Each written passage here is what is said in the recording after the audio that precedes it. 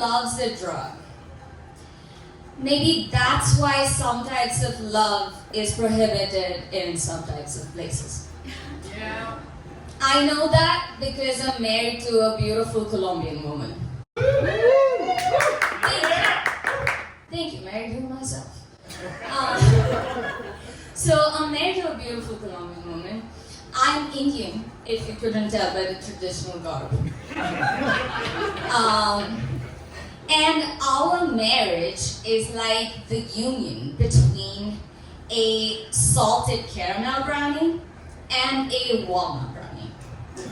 We are both brown, sweet, warm, sometimes contain weed, and one of us is considerably nuttier than the other. I'm not going to say who's who, but only one of us is standing with a mic talking about their wife's cake. But the other one does have a salty caramel streak through her. I swear, my wife has a comedian in her. And I'm not just talking about my fingers. She asked me for my number. I gave her my digits.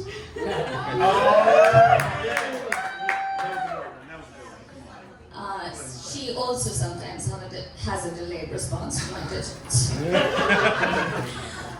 But yeah, I gave her my digits, and every time I lose my phone in the house, I'm like, and the reason I do lose my phone in my house is that sometimes I like to get stoned. If you couldn't tell by the traditional garb. Among stoner foods, other stoner foods, is PB&J sandwiches, right? Classic. We are also like PB&J. One of us is fruity, and the other one's just nuts. And we're two ingredients of color, sandwiched between plenty of white bread. But that's the taste of America, my friend. And Why was I the only one that laughed at that? Was I the only one that got that? And some people want to keep people like me and my wife away from the party in the USA. And like, don't exclude me for the color of my skin. Exclude me because I'm annoying. Like, if you're gonna bully, at least be creative, you know? And sometimes comedy ends up in me sharing pearls of wisdom. Sometimes I just clam up. Even though I do put a lot of muscle in it. I am annoying, I'm Indian, but I'm also bisexual. If you couldn't tell by the traditional garb. And I have both mommy issues and daddy issues. So the world is my traumatic oyster. It's a pick your own abandonment issue adventure. But since we're talking about oysters, here's a couple of pearls of wisdom. Love is hard to find. So get it where you can. And second, don't take advice about love from a comedian on an open mic.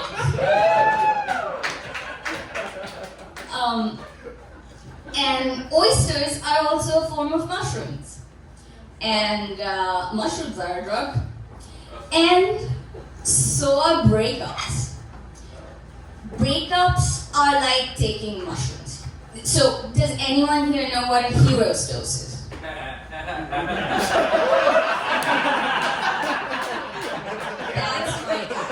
my people. We show up out of nowhere. Mushrooms. So hero's dose always better than a heroin dose, but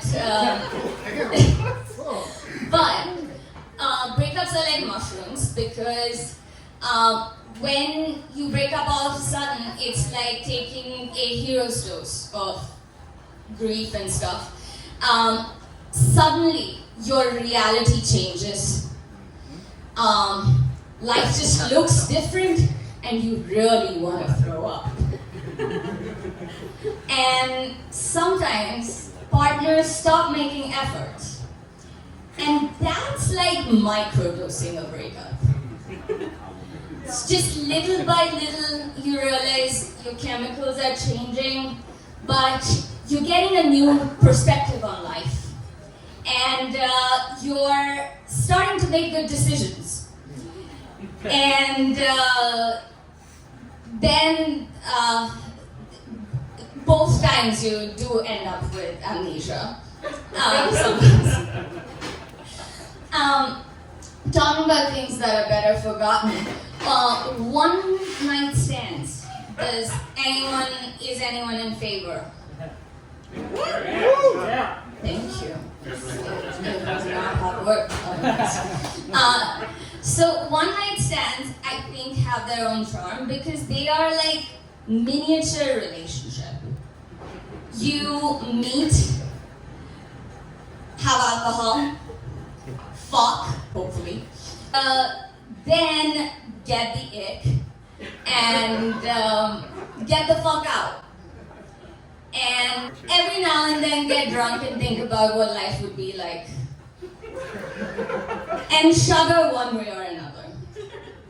But honestly, considering everything that's going on, one night stands is all we can afford in this economy. It's like, no one's able to stand one another, you know? What chance does love have? But since we're talking about love, let me bring you back to a different type of love. Familial love. I hate it when companies are like, we're all family here. No, the fuck you're not. And then I thought, you know what, it's kind of like my family.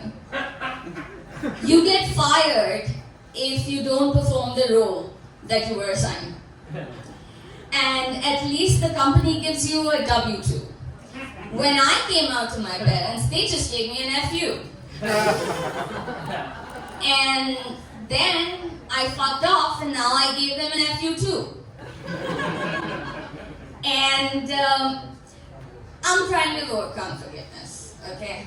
But in the immortal words of Taylor Swift, I bury hatchets and keep maps of where I put them. So to my family, I know where you live. And I don't want to visit. Not that time, thank you.